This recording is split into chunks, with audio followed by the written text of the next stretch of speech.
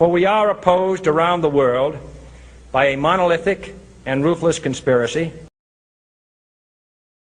On the morning of September 11th, 2001, 19 men armed with box cutters, directed by a man on dialysis in a cave fortress halfway around the world, using a satellite phone and a laptop, directed the most sophisticated penetration of the most heavily defended airspace in the world, overpowering the passengers and the military combat-trained pilots on 4 commercial aircraft before flying those planes wildly off course for over an hour without being molested by a single fighter interceptor.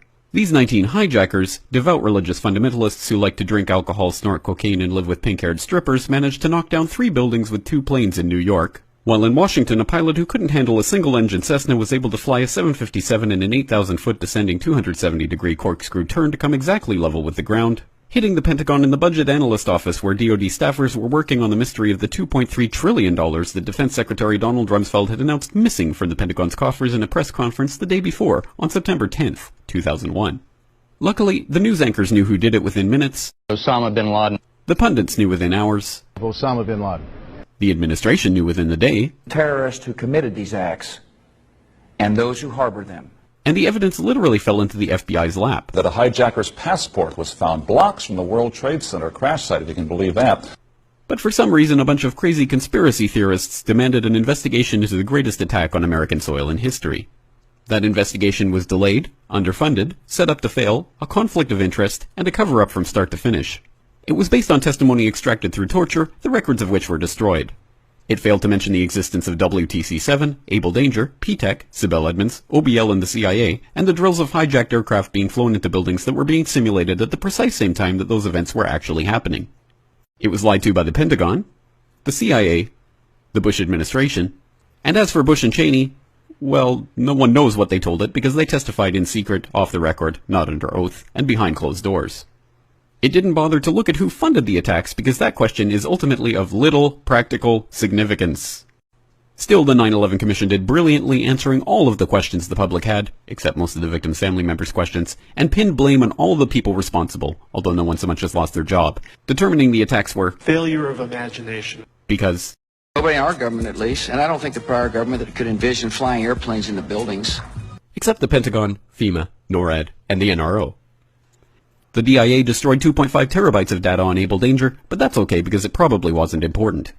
The SEC destroyed their records on the investigation into the insider trading before the attacks, but that's okay because destroying the records of the largest investigation in SEC history is just part of routine record keeping. NIST has classified the data that they used for their model of WTC-7's collapse, but that's okay because knowing how they made their model of the collapse would jeopardize public safety. The FBI has argued that all material related to their investigation of 9/11 should be kept secret from the public, but that's okay because the FBI probably has nothing to hide.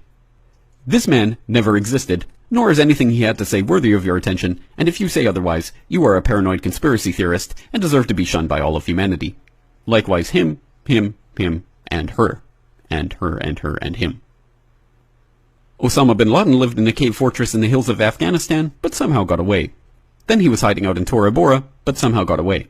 Then he lived in Abbottabad for years, taunting the most comprehensive intelligence dragnet employing the most sophisticated technology in the history of the world for a decade, releasing video after video with complete impunity and getting younger and younger as he did so, before finally being found in a daring SEAL team raid which wasn't recorded on video, in which he didn't resist or use his wife as a human shield, and in which these crack special forces operatives panicked and killed this unarmed man, supposedly the best source of intelligence about those dastardly terrorists on the entire planet. Then they dumped his body in the ocean before telling anyone about it. Then a couple dozen of that team's members died in a helicopter crash in Afghanistan. This is the story of 9/11, brought to you by the media which told you the hard truths about his head could be seen to move violently forward. And they took the babies out of incubators. And mobile production facilities. And the rescue of Jessica Lynch. If you have any questions about this story, you are a batshit paranoid tinfoil dog-abusing baby hater and will be reviled by everyone. If you love your country and or freedom, happiness, rainbows, rock and roll, puppy dogs, apple pie, and your grandma, you will never ever express doubts about any part of this story to anyone. Ever. This has been a public service announcement by the Friends of the FBI, CIA, NSA, DIA, SEC, MSM, White House, NIST, and the 9/11 Commission. Because ignorance is strength.